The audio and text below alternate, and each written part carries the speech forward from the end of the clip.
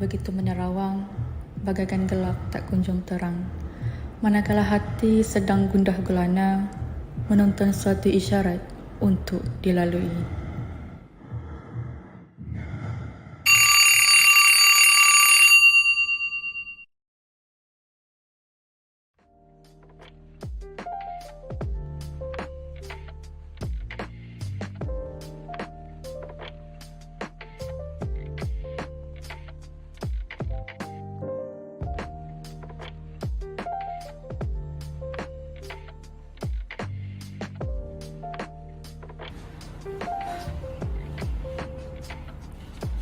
Okay, hai semua. Hai warga TikTok, warga Facebook dan warga Instagram.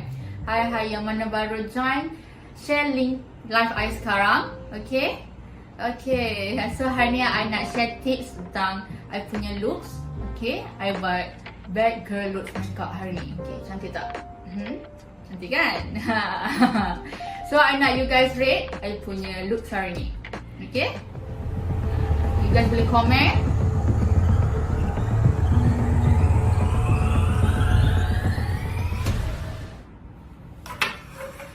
Aira, kau tak sedar diri ke? Kau tu telah bodoh. Kau make up macam mana pun, kau tetap bodoh. Orang takkan terima kau. Kau make up pun dengan cara macam tu, kau gedik macam tu, takkan orang terima kau. Kau sedarlah diri. Kau sedarlah diri.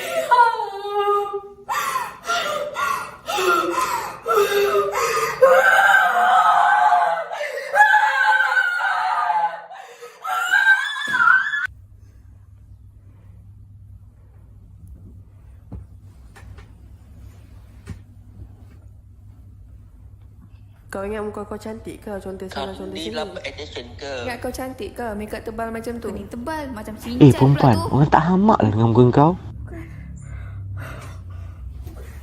Kak, aku cantik. Aku cantik. Dah.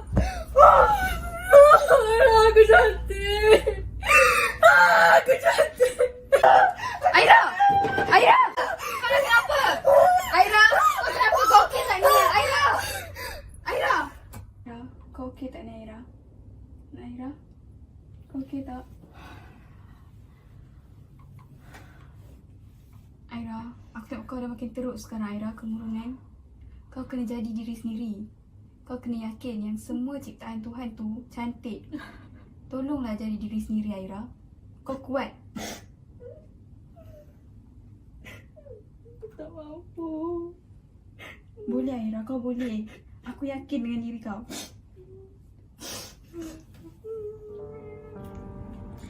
Hai korang.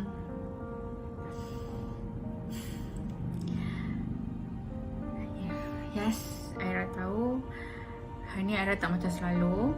Selalu Aira make up. Aira tak macam ni. Lepas apa yang jadi dekat Aira,